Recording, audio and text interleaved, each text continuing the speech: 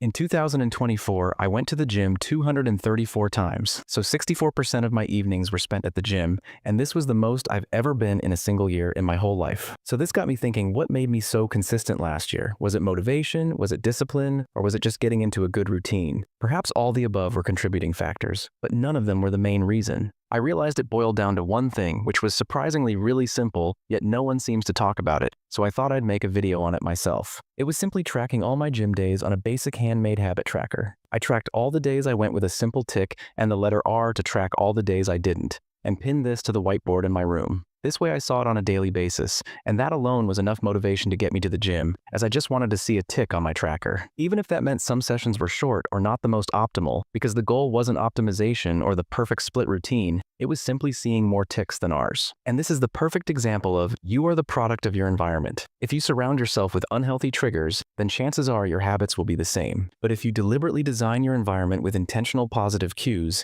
then these will act as subtle reminders, and your actions will start aligning with your end goal without much effort. For example, only keeping healthy snacks in the kitchen, a bottle of water on your desk, or in my case, a gym tracker pinned in my bedroom. Because fundamentally, the human brain seeks the path of least resistance. So make your goals as easy as possible and increase the friction between you and your unhealthy habits. Having said that, my original goal was to hit the gym at least 75% across the year, so technically I failed. I started off strong, with March and April being my best months, but as we got closer to winter, it became more difficult to maintain the same level of consistency, which explains the gradual decline over the year and sharp dip in December. But despite me technically failing, I won the bigger game. I made going gym a consistent habit and shifted my identity to a person who works out regularly, which is way more important than an arbitrary number, or being 11 percentage points off my original target. This made me finally realize the goal itself doesn't really matter. It's the person you become in pursuit of the goal that matters the most. And even if there are dips in your pursuit, the key is to just keep showing up, as consistency isn't always a linear path. In reality, it will look something like this. So if you want to stay consistent this year,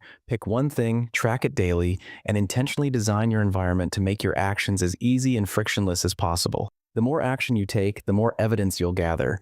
This evidence will reinforce your belief, and this new belief will increasingly cement your new identity. And the greatest force in the human personality is to stay consistent with how we define ourselves. So just do it for the next 6 months and your entire identity will shift, and you'll quite literally become a new person. The English poet John Dryden said something in the 17th century which still holds true today. First we form habits, then our habits form us.